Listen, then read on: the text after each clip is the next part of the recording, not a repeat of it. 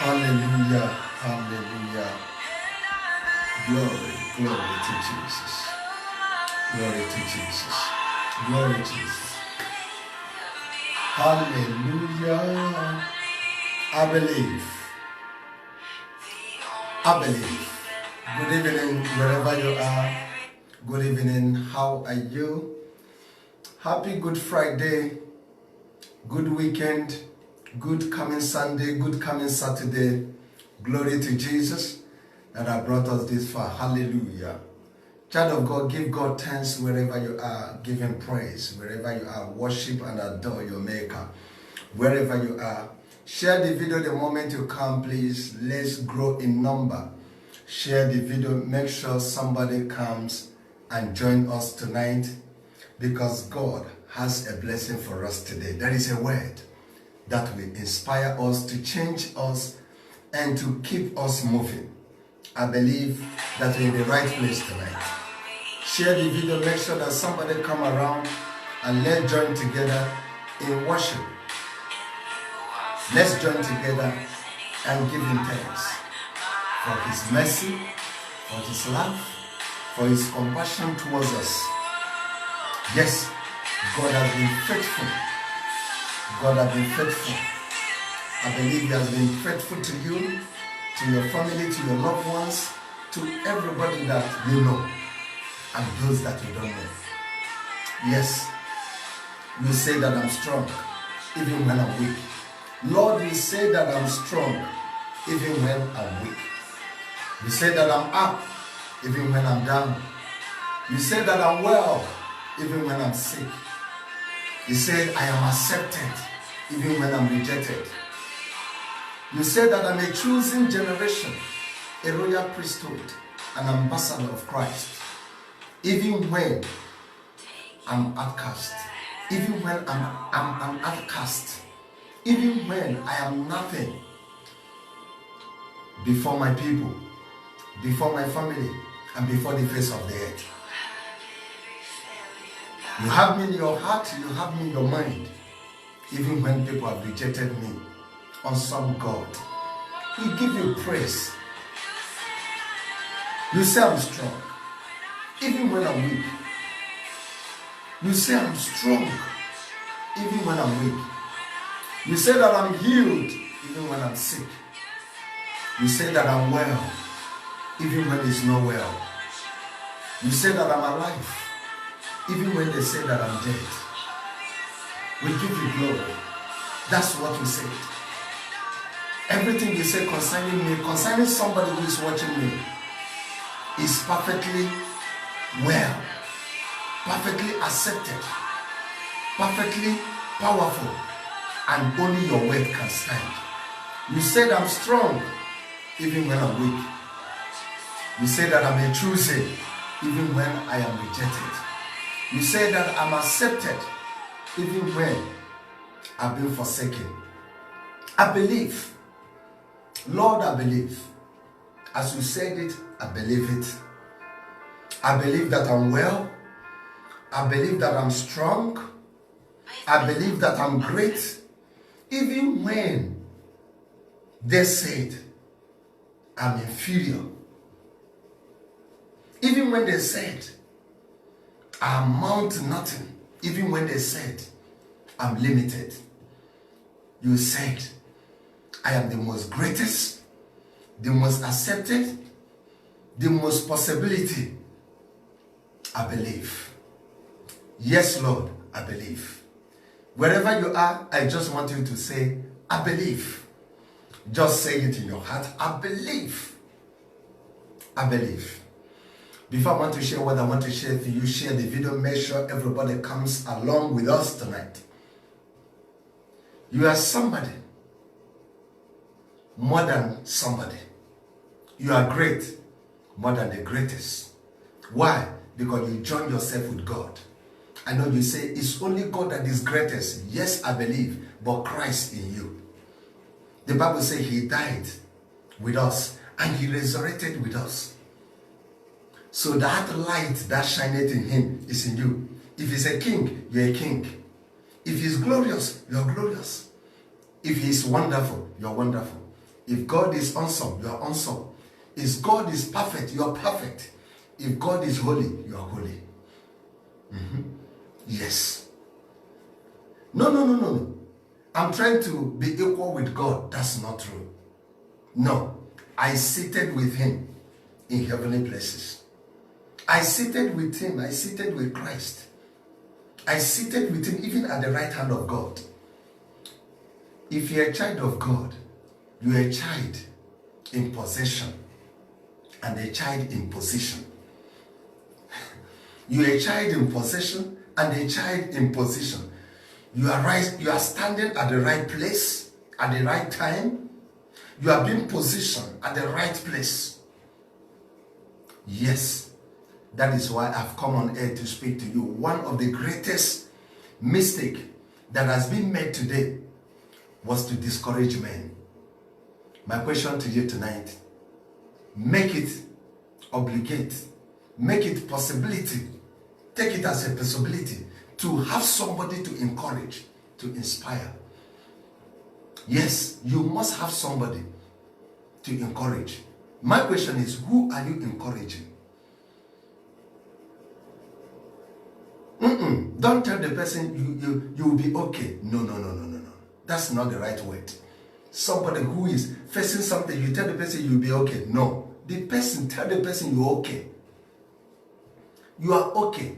You'll be okay is quite different to say you are okay. You'll be well. You are well. Because you're already well before the discomfort came. So the enemy wants you to just sit on that discomfort. But you need somebody to tell you, come, you are not going to be well. You're already well. You'll be fine. No. You are fine.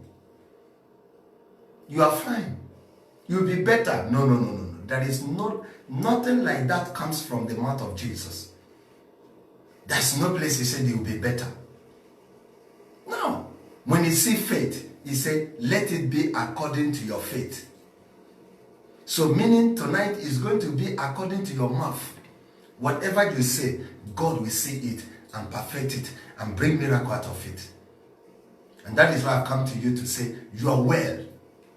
You are well. You that is watching me, you are well. You that is watching me, you are okay. Man of God, I have pain this side, I'm sick, I have headache. You are okay. You are okay.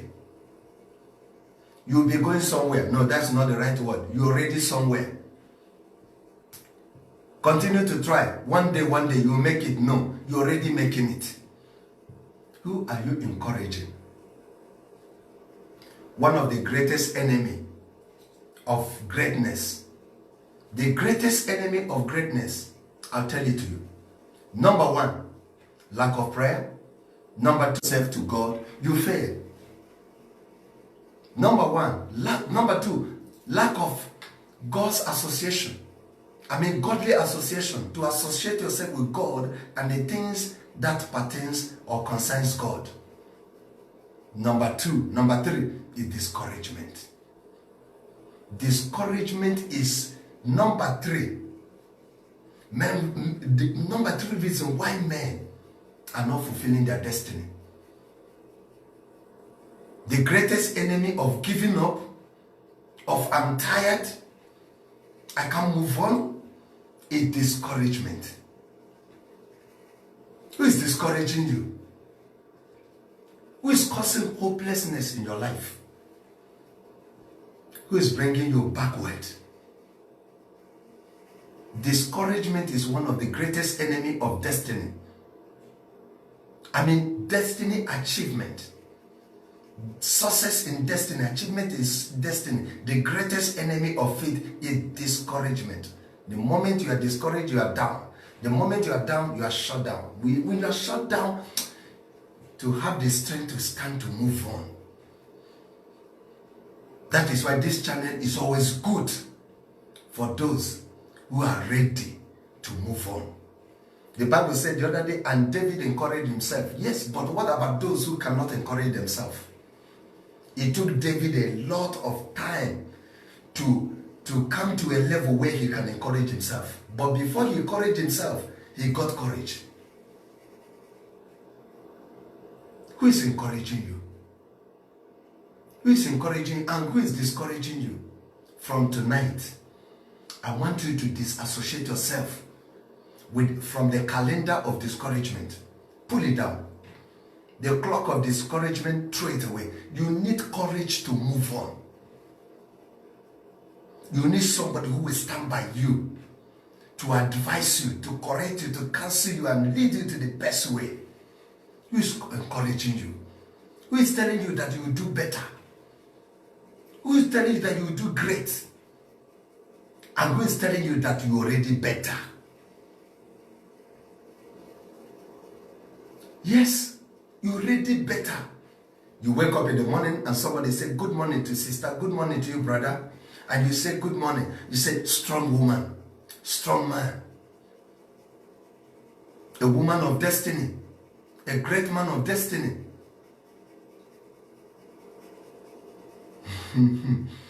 That's all that you need. That's what you need. A certain man is called the mighty man of valor.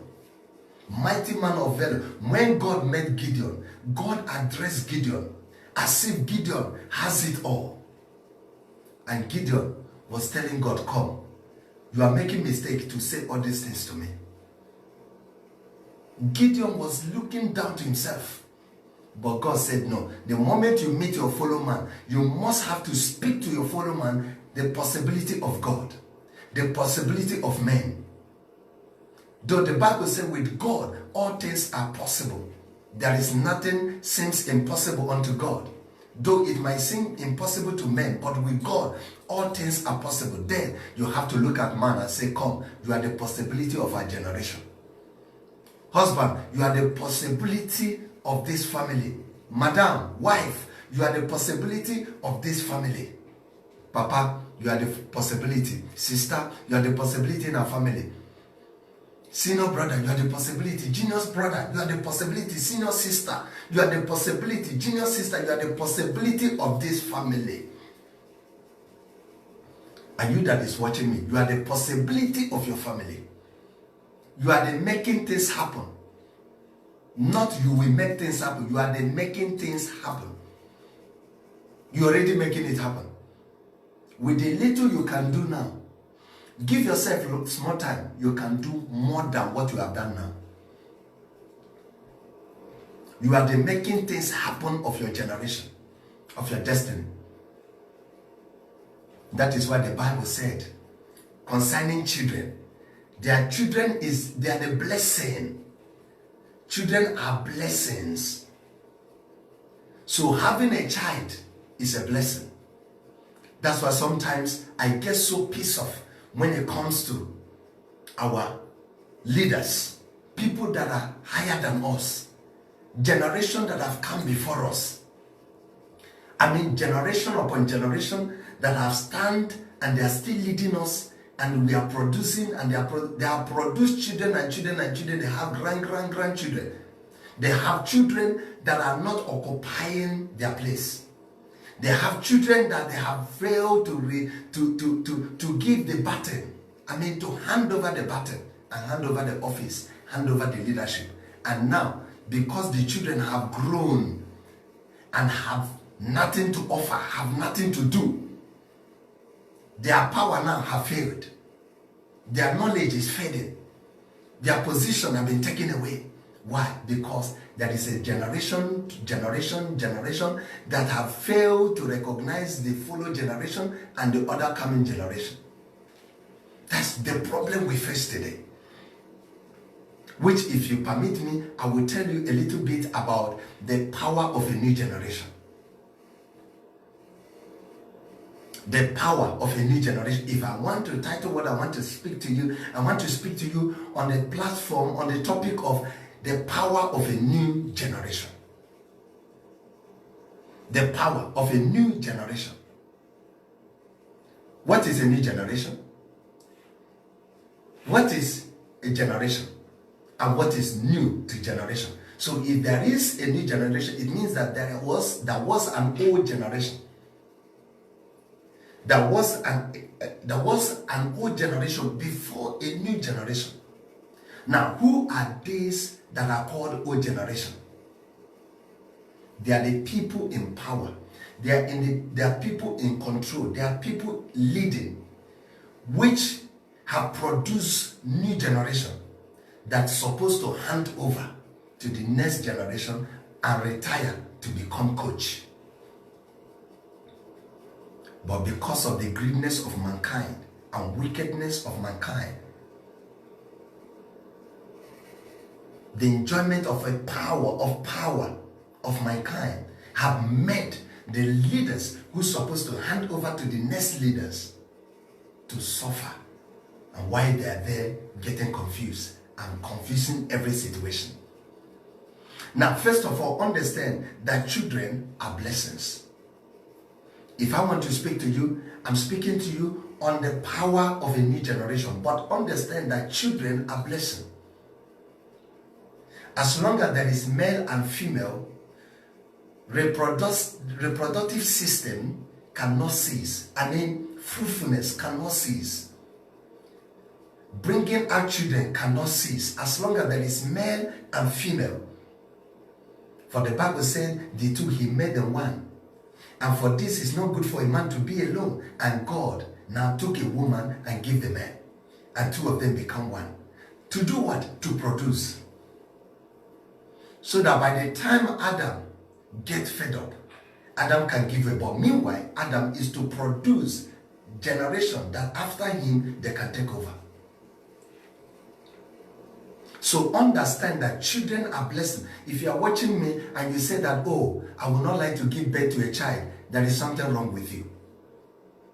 If you are watching me and you say, no, I don't need to give birth to any child, I prefer to buy one dog and 2 cats. You have a problem.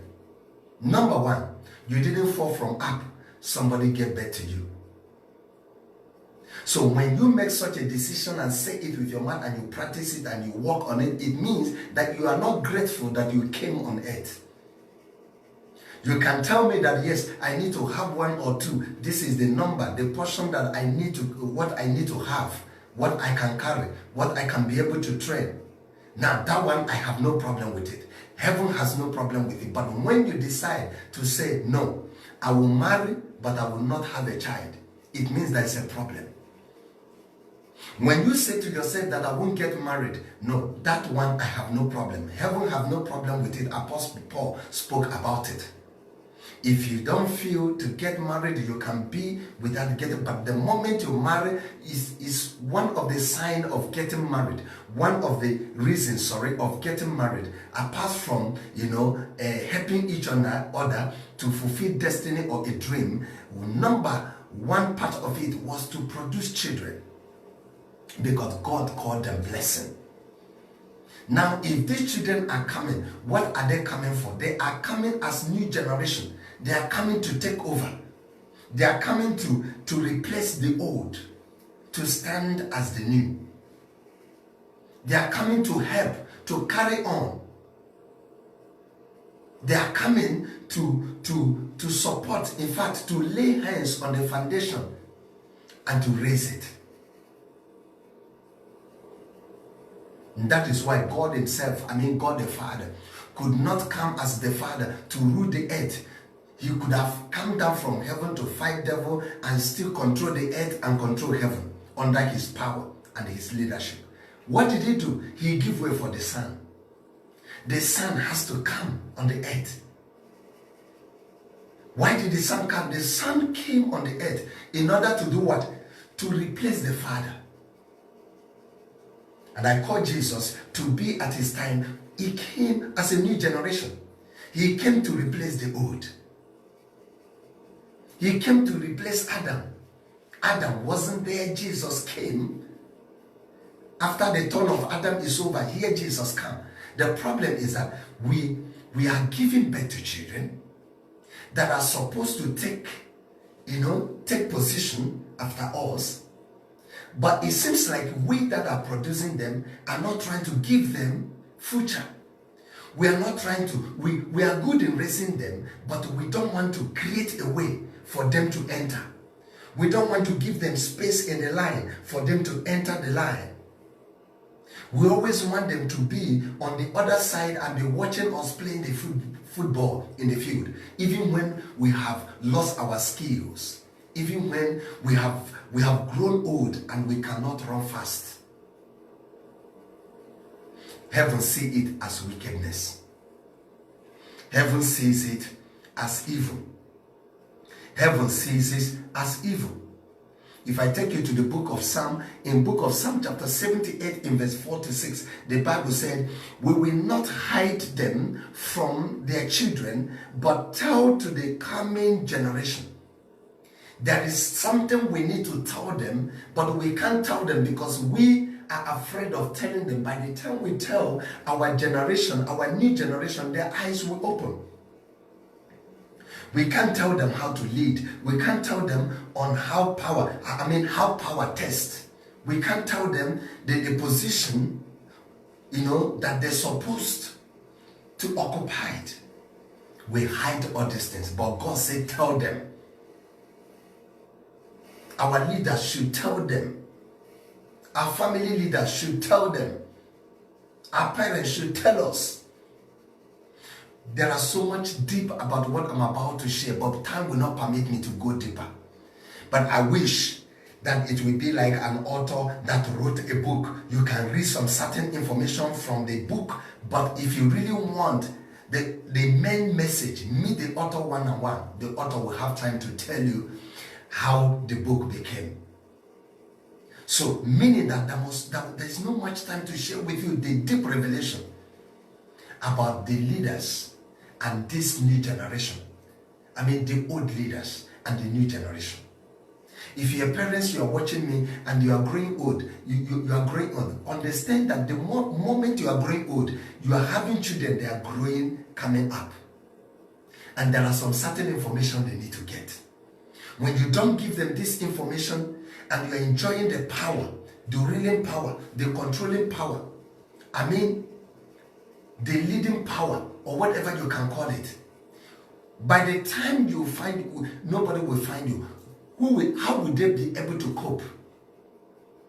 How would they be able to control themselves?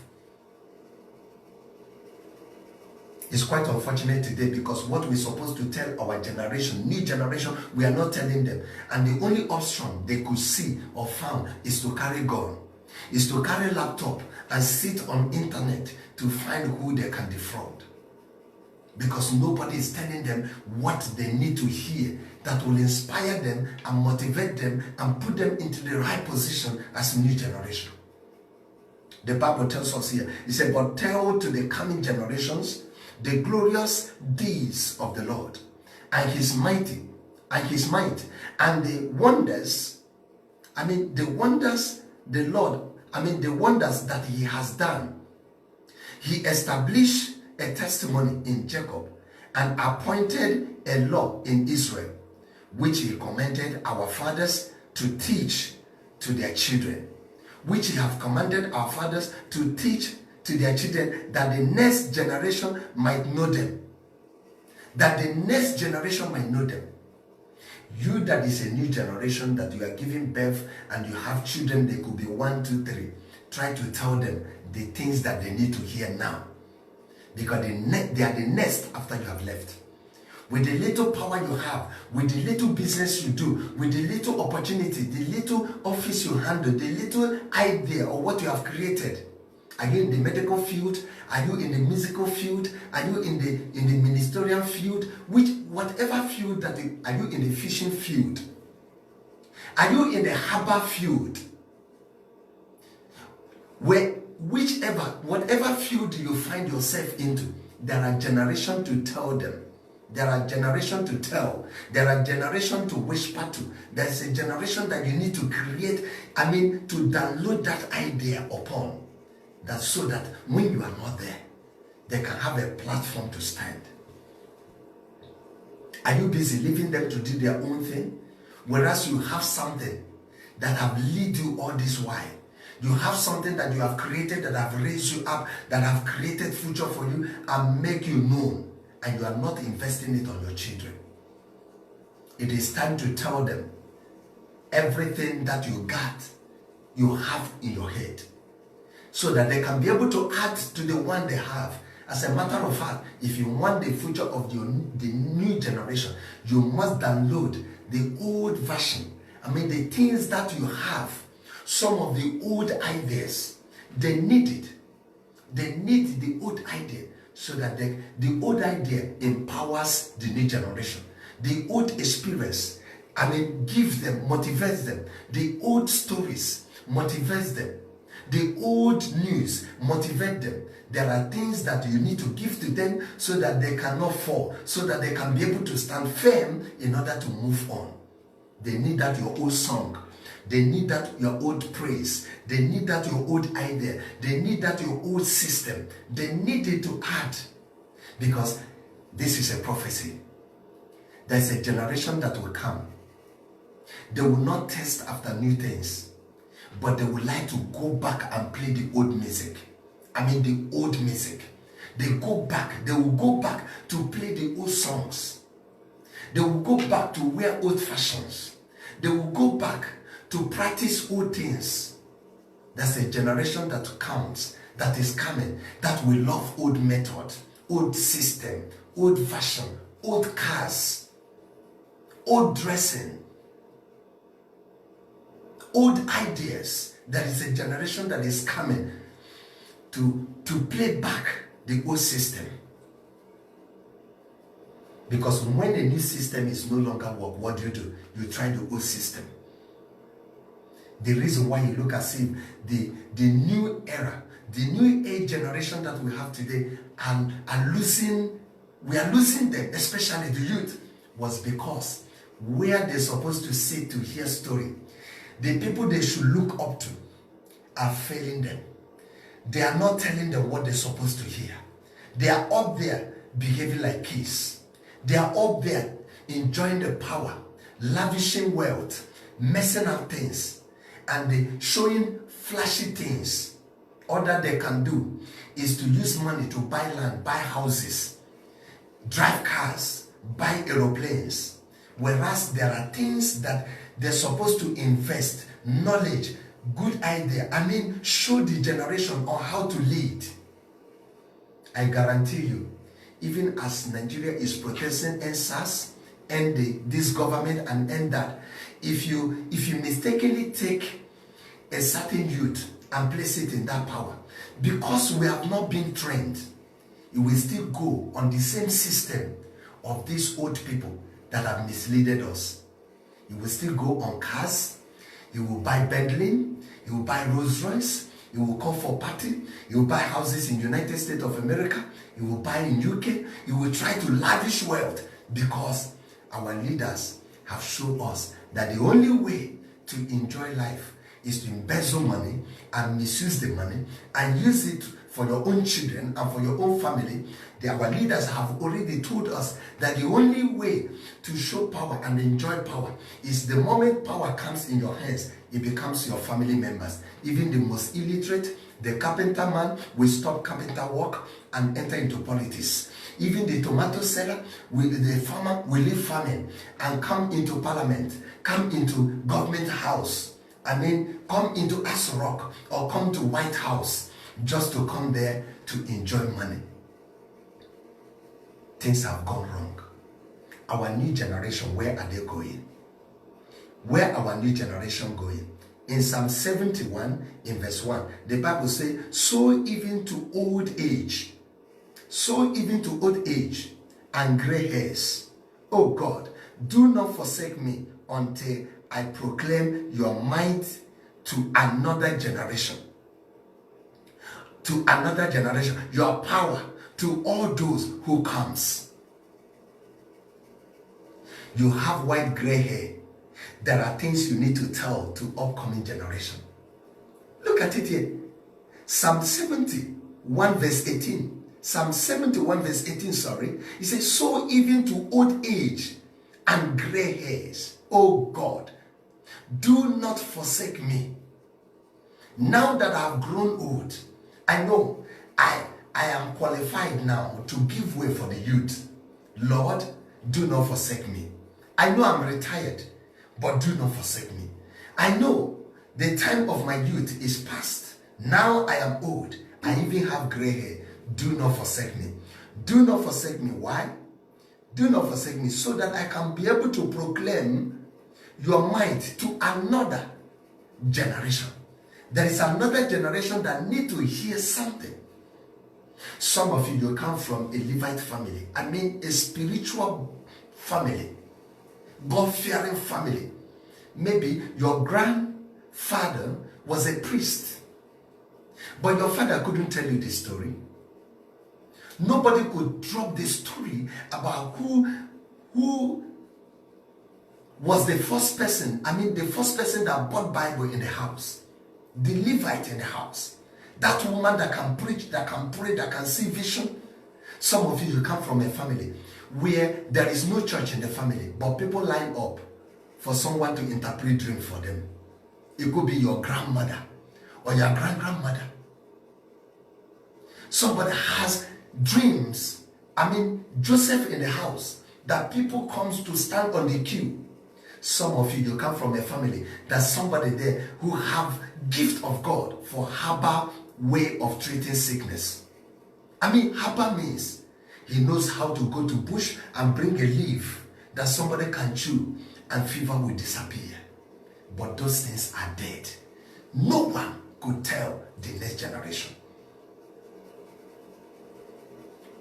Which generation does it fall in the hand and the whole thing spoiled? Was it in the hand of your father? That the vision in the family is dead? That the gift is dead? Does the gift die in the hand of your own father or your grandfather? Who killed it? Or have you gotten it and it's dying in your own hands? Pass it to the next generation. Pass the vision to the next generation. Pass the baton to the next generation. Let the next generation live. Let them not die. We are praying that the new generation will live. They will live in strength, live in wisdom, live in knowledge. That God will open the heart of old generation. The old retired, the gray hair. 65, 70s to retire.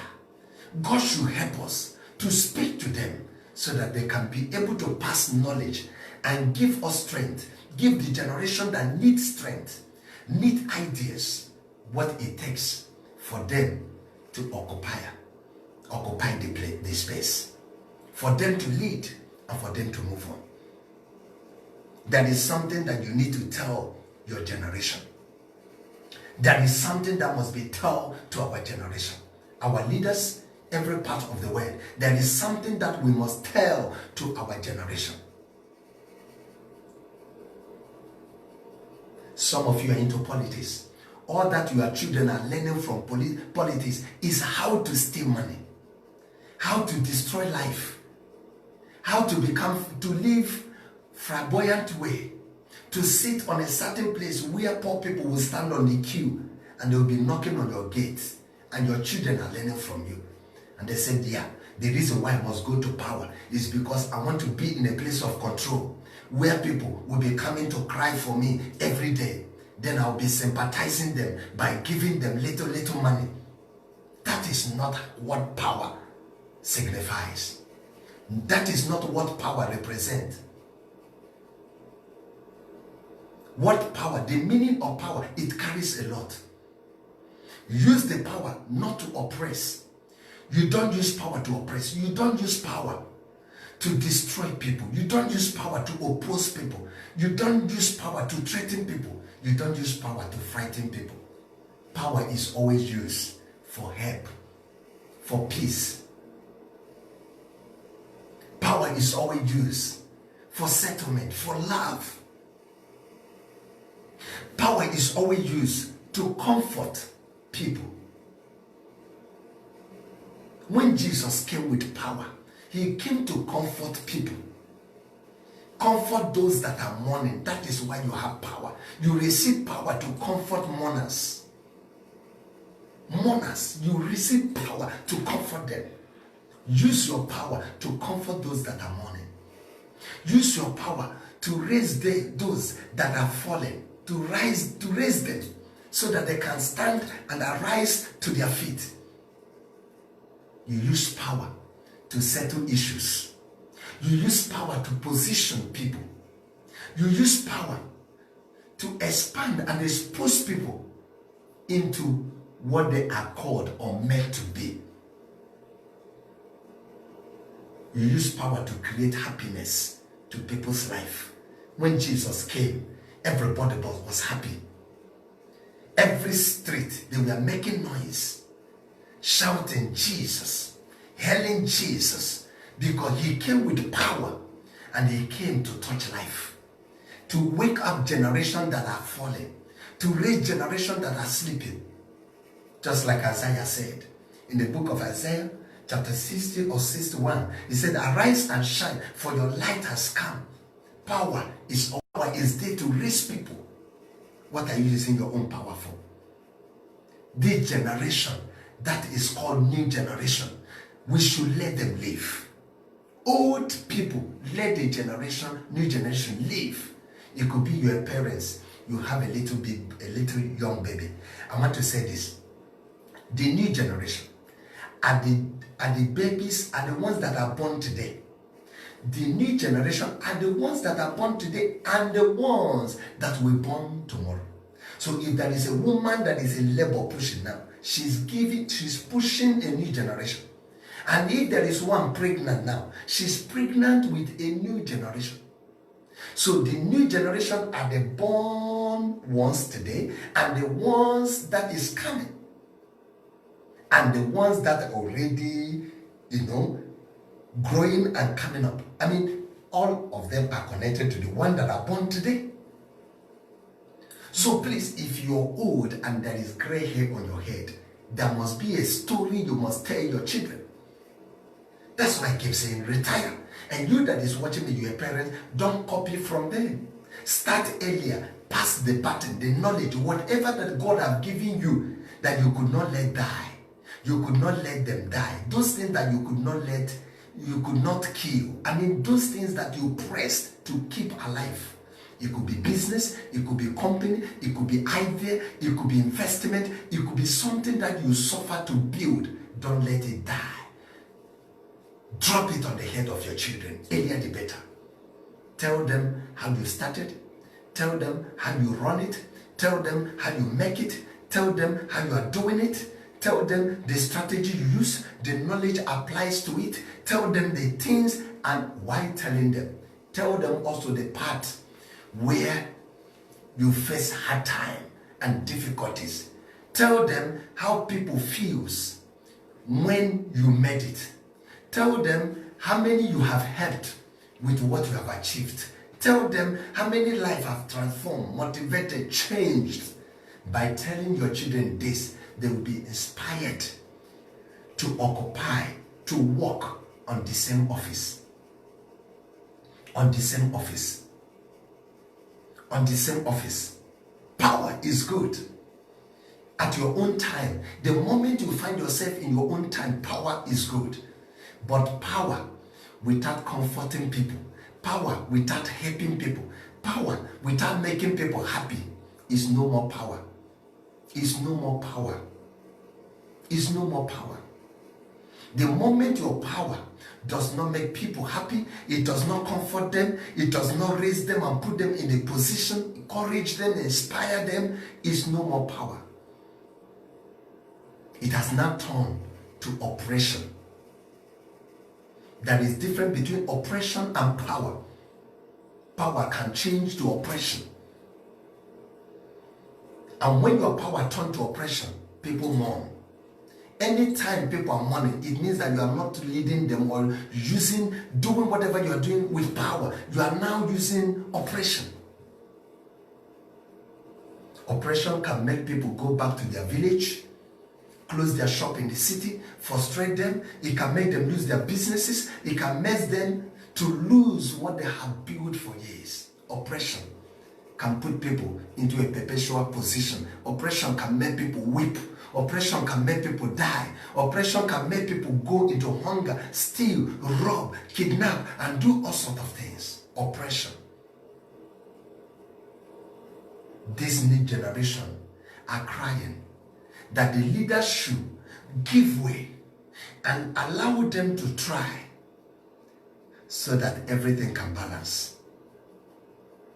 Allow them to try so that everything can balance. If I take you to the book of Psalm 145 in verse 4, the Bible said, one generation shall commend your works to another. One generation shall commend your work to another. That work you do. You see, there are leaders that their story cannot be taught, cannot be told. What they did cannot be told. How they lead cannot be told. Everything about them, the moment they die, it dies. Why?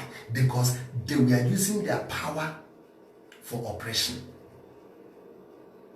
The only leader that his story was supposed to be talked about was a leader who lead with power, not oppression.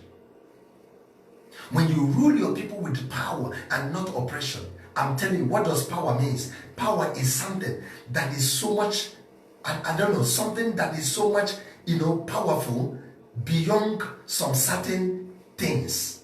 When you talk about spiritual power, you are talking about a power that is higher than visible things you can see.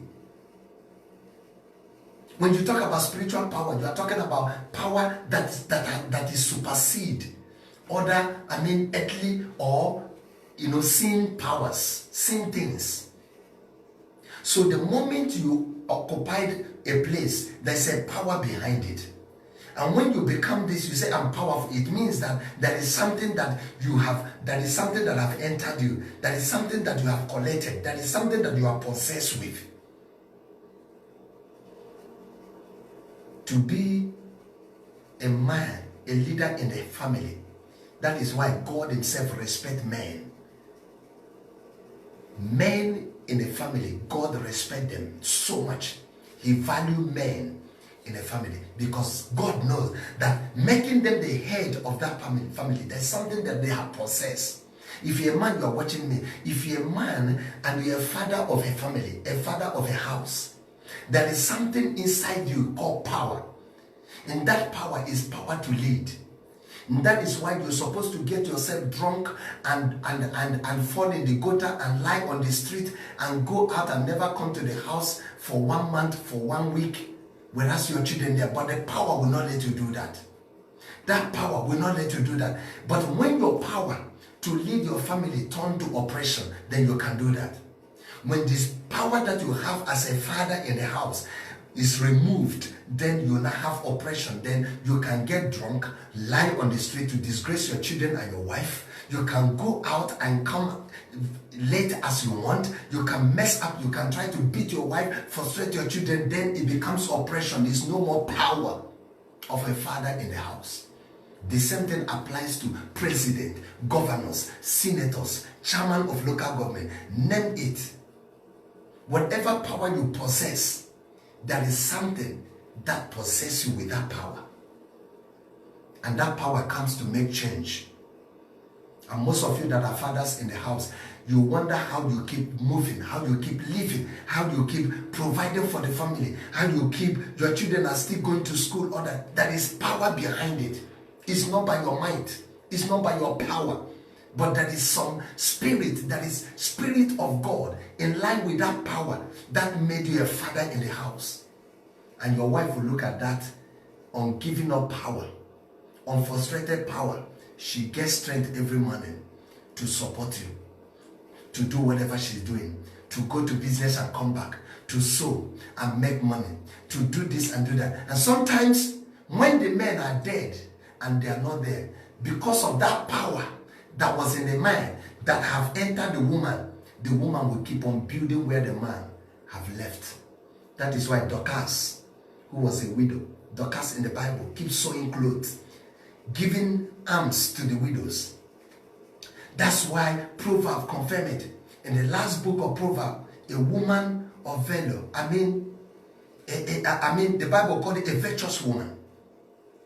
Even in the absence of the husband, keep building because there is something she has possessed. When you become a leader, there is something that has possessed you and there is something that has possessed you. And when that thing leaves, then you are no more operating on power. You start operating on oppression.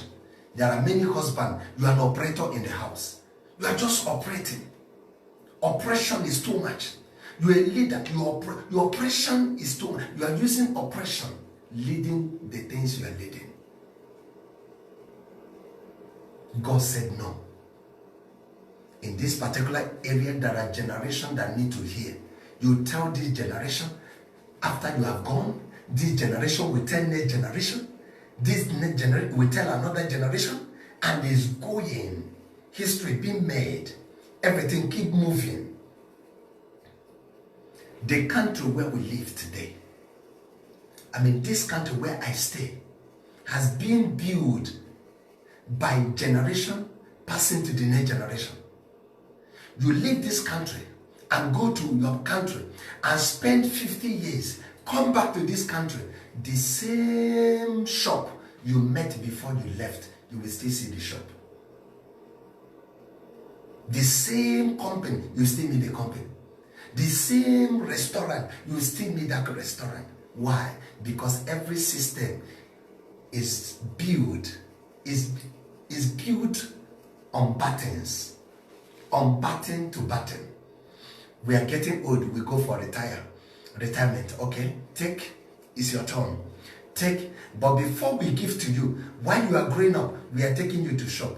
You finish your school, come to the shop, you stay with us, come and see what we are doing, come and see what we are doing. You are lecturing them. And believe you me, what they teach their children is not on how to make money, but what they teach their children on how to make history. It is impossible, it is very important to teach your children on how to make history and not how to make money. Money is good, but history is the goodest. History. Oriental history. A history that carry poems. A history that makes sense. The country where we live, they lecture their children on how to make history, not only how to make money. And that is why any company that has been run by a leader here, the child watching the father being paid salary every month. Every company opened by the owner being paid. Ordinary pharmacy shop can be owned by a family, but 10 families working there. When it's time for their retirement, they retire and pass it to the next generation. And everybody is being placed on salary. But in down part of Africa, we only teach our people on how to make money, not history. If you are looking up to history, then you will not be materialized by losing your focus. You will not become money-minded by misusing or abusing the power and the right that you have to help humanity and move on. So it is better to look up to the history, not up to the money. Because down part where we come from in Africa, we look down, we look up to the money. And we close our businesses. We destroy our effort, even destroy the one our fathers have built. But when we look up to history, history will make us keep the dream and the vision moving. And the Bible is a history, spiritual history. I know you, no, some people read it as a historical book. They get knowledge over the history of the Bible. And God gave us this book, holy book, called Bible, in a history form, that when you are looking at the story of Moses, you are building yourself. When you are looking about the story of Joshua, you are building yourself. You see the mistake of Miriam and Aaron, you are building yourself. You see Elijah, you see Elisha, you see all of them. You see Christ, you are building. The word of God is a history, spiritual history, full of power and full of knowledge, that when you are reading it, you are focusing, you are moving. We are not looking at money. The word of God is just wrapped of history, not about money. But most of our leaders, the book they can write is just book I called catalog. The only book our leaders, especially in Africa, can write is catalog. Chairs. How they sit on a chair painted gold, cross their leg. How they stand on Rolls Royce. How they do wedding and ceremony. Instead of reading books, you are watching pictures. And according to the history, that was what the white people left to you in Africa. They left you pictures. They come to deceive you with pictures. When they snap you, they wash it and they give it to you. You see yourself. You laugh. And each time they want to deceive you, they come. They look at your bad place. They take pictures. They go to your gutter, dirty, full of mosquito and flies. They go to this, take pictures of bad areas. And they come and talk about you. And said you are still a baby. Every year, you are still the same. We need the new generation to occupy their space. And if you're one of them in this new era, change your prayer point. And your prayer point is this: God, give me my place by fire, by force. My position, no old gray-headed man will be running my position as long as I am young. Elijah said the other day, after his encounter with the people of Baal, he dealt with them. After he defeated them, they wanted to escape. He said, let none escape. Let none escape. All of them was gathered, 300 and something of them was slew by a man called Elijah. Your space, you must take it. No man should occupy your space. The book of Joshua chapter 1, look at the story there. My servant Moses is dead. Now Joshua, over to you. Joshua, it's your turn. The baton is passed to you. It's passed over to you. And some of our leaders want to die in power. God understood about rotation of power. The power of rotation. The power of rotation. God understood it. When Moses went to the high mountain to seek the face of God, before he returned back, the people said, make us God. Aaron took their jewelries and everything and was trying to create, to make something so that they can move on. He wanted to move on. And God was watching Aaron one-on-one and didn't kill him and didn't destroy him. Moses, if you're old, pass to Aaron. And some of you want to enjoy the power to kill everything, to dry all the oil in the country where you lead and die on top of the seat. Woe unto that generation that have made up their mind to die ruling, to die controlling, to die by making people weep. Woe unto that generation. God's wrath will not be at peace with such generation. Why? Because by the time you do such, you are caging the upcoming generation. You are uselessing them. Today, we have millions of generations that are drunkards. Millions of our youth that are frustrated. Millions of our youth that are busy chasing winds. They have the ideas, but there is a rope on their hands. They have the skills, but their legs is bound. They are like Paul and Silas in the prison. They are like Peter bound in the prison. They are like Shadrach and Meshach and Abednego. They are like Daniel in the furnace of, Lion's Den. Whereas there are generation like Nehemiah that the walls is broken and is in the heart of Nehemiah. Nehemiah wasn't happy. It was bleeding in the heart of Nehemiah. I want to rebuild the wall. I want to rebuild the wall. I want to rebuild the wall. There are generations, especially the youth of nowadays, who are hunger and thirst for a change. There is somebody in the family that hunger for a thirst. You that is leading, you call yourself chairman. You call yourself elder. You call yourself chief. Die, you don't want to die. Forsake, you don't want to forsake. Resign, you don't want to resign. Retire, you don't want to retire. Give way for the next generation.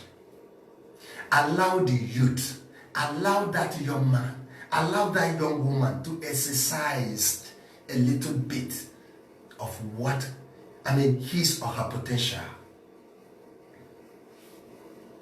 Generation that want to kill everything is called wicked generation. Generation that want to govern everything, lead everything, and finish it is called wicked generation.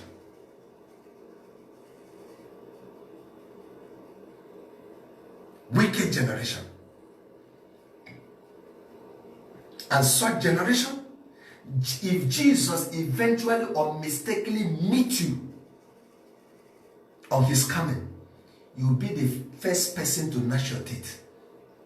If Jesus eventually come and meet you in your ruling time, when you're supposed to pass the baton, you'll be the worst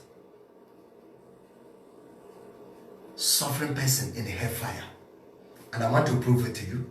In the book of Matthew chapter 24 in verse 34, Matthew 24 verse 34, the Bible said, truly I say to you, this generation will not pass away until all those things take place.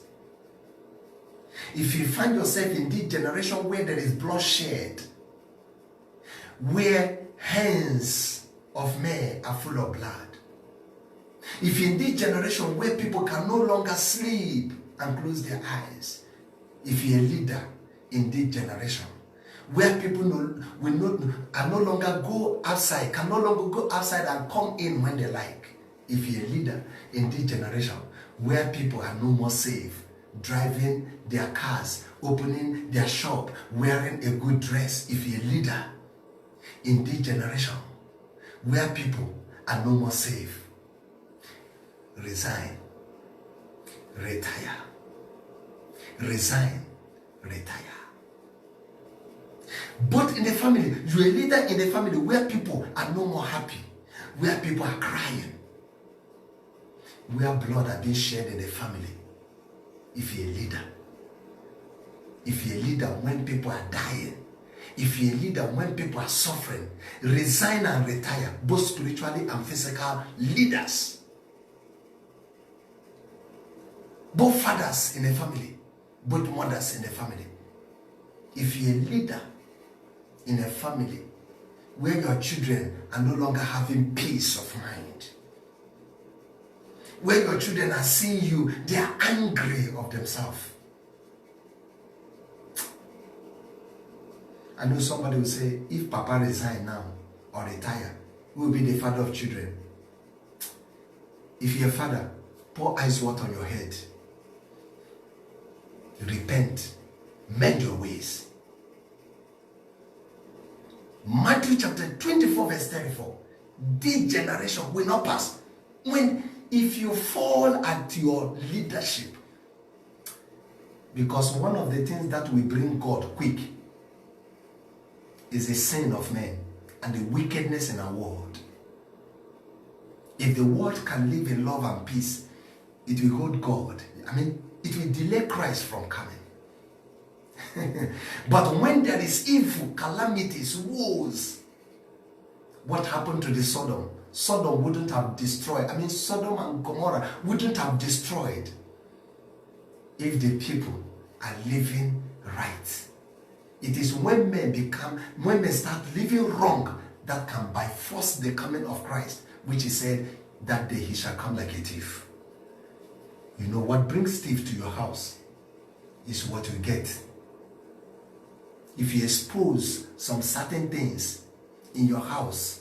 You come in, your gate did not close. You open your gate, it was full of money. You are attracting thief to come. A thief is like flies that follow dating. Thief goes with information. When the information of Christ coming is the information of murdering, killing, sin, whoredom, name it. When the leaders are using power now into what? Into what I called. I mean, it will affect, it will make Christ come.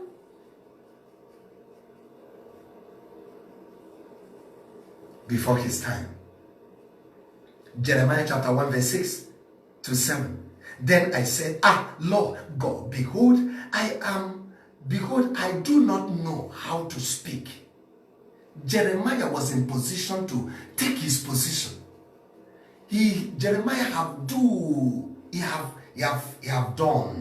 to take his place. And God came to remind him, why have you forgot your place? You have a place. Jeremiah, it is time now for you. Jeremiah replied to God. Jeremiah said, for I am only a youth. God understood and know that Jeremiah, you are a youth.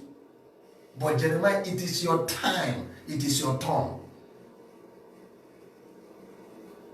And you are the Jeremiah watching me. And you are saying, Obasanjo, it is my turn. You are current president. It is my turn. You are saying, call whoever that you can call. You are permitted to call any name. It is my turn. Who can withhold bread from a child when it's due for the child? When is the child right? Jeremiah, it is your turn now.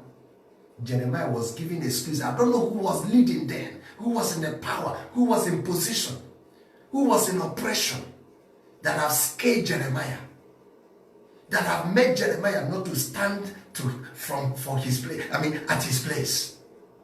He said, Lord, I can't speak. There are many people in grammar there. There are many people who claim that they know much. They are there on top, but I can't speak. But the Lord replied to Jeremiah, but the Lord said to me, do not say, I am only a youth.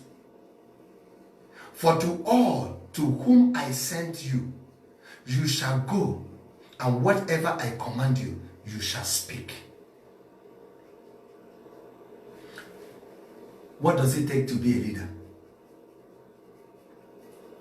Listen to me. What does it take to be a leader? I will tell you what it takes to be a leader. It takes only God's support and God backup. Every other thing become what? Oppression. If you're a leader without God's support and God's backup, then you are an oppressor. So Jeremiah, go to what I'm sending you. I have your back at hand. So go and lead, speak. So there is no big thing to be a president. All that makes it big is you that is claiming that you are the God that's seated in that place. But that's not true.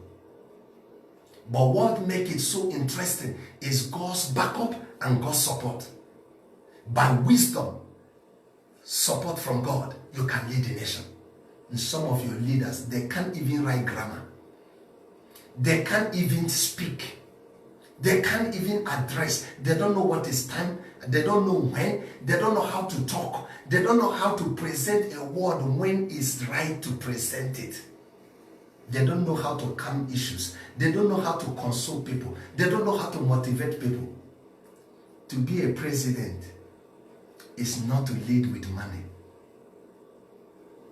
That's a president of nation that the country is going in hunger, but he motivates them. He's available at all time. He speaks to them. They see, the people that he leads sees them. There is a father in the house that motivates children. Though they are not going to the best school, but the father is there for them, motivating them. Mommy is there for them, motivating them. You can do it. You are that. You will get, don't worry, it's already well. All these things are the wisdom and the spirits that God needs to supply. It's quite unfortunate that some of the Part African countries that we come from, our spiritual leaders, our physical leaders, our political leaders, our family leaders are not using God's knowledge.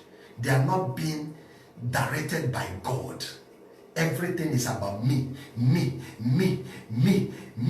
Asorok, me in White House, me in Black House, me in Green House, my wife, my children, my grand generation, my children, my generation. Let's install it in warehouse.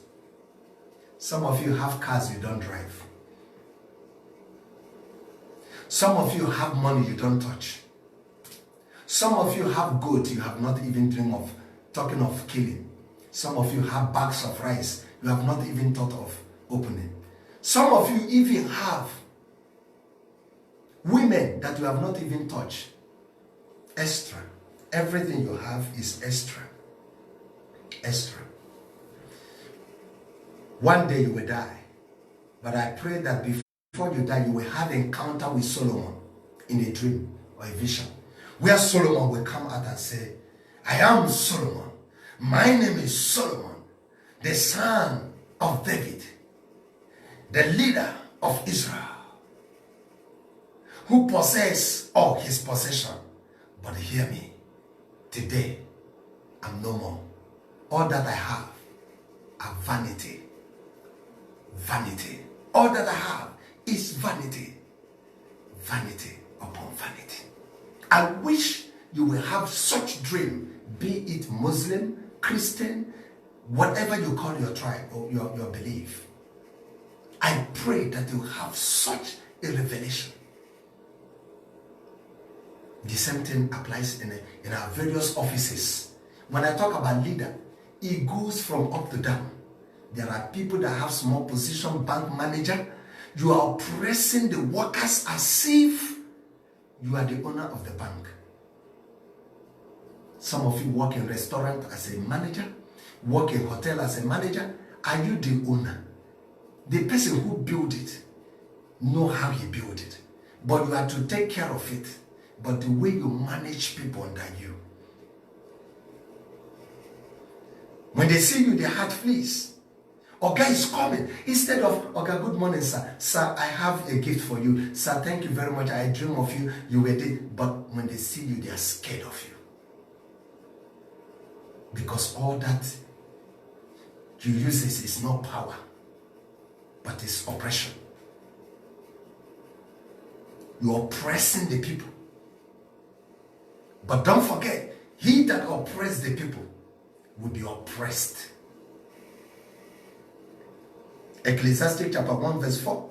The Bible says, a generation goes and a generation comes, but the earth remains forever. Whether you pass it or you don't pass it, one day you leave. A generation goes and a generation comes. A leader goes, another leader comes. Still, the company remains. Still, the earth remains. Still, the Asorok remains. Still, the White House remains. A generation goes, a generation comes in. Whether this old generation, old people, understand this message or not, maybe they might not have access to watch this, but I could remember vividly, like it was yesterday, that the former governor of my state, Imo State, after his death, which I will not mention, the former governor, the old governor of my state, when he was existing, when he was alive, who are we to come close to him? When you are passing in front of his gate, oh Jesus, you will kneel down and pass. You will crawl and pass. That whole environment is full of threat. You can't even pass in front of his gate and plug up flower. Security catches you. You are cooked. We live in a village and we are afraid. And it's from my village. But one day he died. When he died, he was buried. But I want to cut this story short. After he was buried, for many years, I could remember when he died, I went and played band because I used to be a band. I was a member of Boys Brigade in my church in those days. I was the band brigade leader. I used to flog major.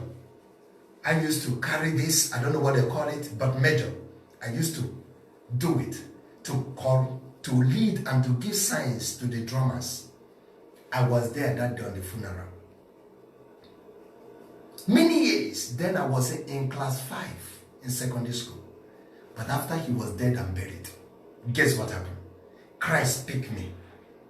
And I started working for Jesus until I came home and they said, where this man sleep in his bedroom, nobody have opened it.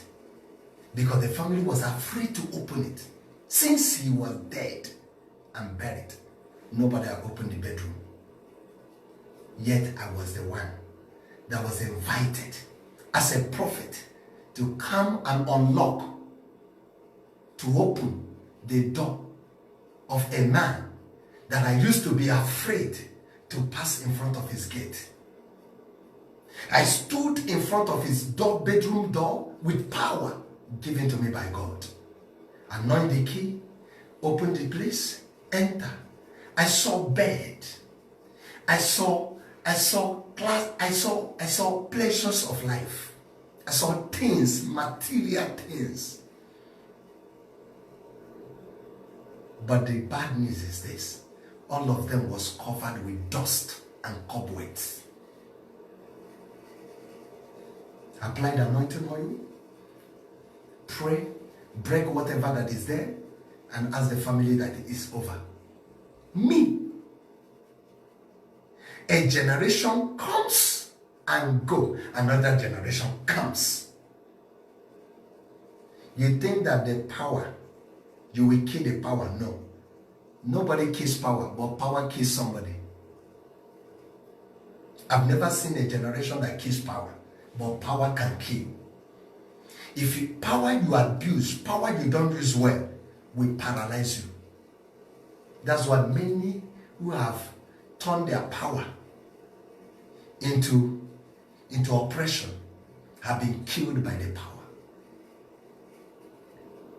If you see Nebuchadnezzar, you ask him what I'm saying. If you see Herod, you ask them what I'm saying. Power kills somebody. Someone can't kill power. Egypt must always remain, whether you let them go or not. Egypt must be there. The government power of Egypt must be there. But one day, Joseph will come and control it. One day, Joseph will come and control the power station and the powerhouse. Psalm 48 verse 12 to 14, he said, walk about Zion, go around her, number her towers, consider well her ramparts, go through her citadels, that you may tell the next generation that this is God, our God forever and ever. He will guide us forever. May God bless his word tonight. I love you so much. I know I've spoken to the word of God to you. I know you are the next generation that will make a change. Jesus bless you. Heaven cause you to remain. You will occupy your space and no one will throw you away. The youth, get courage. Parents, show your children the right way. I love you so much. I remain your humble prophet. My name is Prophet Alex Hubert. May God continue to endow you with power. Don't worry. Encourage yourself and encourage somebody. Speak to this person next to you, next to your door, the person you wake up and say in the morning and say you are too powerful, you are too great. Tell your children what you have experienced and what you have achieved and how you made it, and they will tell their own children. May God bless you so much. I'm hoping to see you on coming Sunday Peace United Ministry in our worship center. Time of service remain the same. I love you so much. May God bless you. May God empower you. Stretch your hand wherever you are. May God confirm every prophetic message that have come to you tonight with signs and wonders. May you move out from your dodging place to your notice place. May God lift you up from where situation have kept you. May your change and your story start today. May you be blessed more than before. Love you so much. God bless you. Shalom. Peace. See you next Friday. Make sure you invite everyone you know on coming Friday. Love you so much. Bye-bye. God bless you.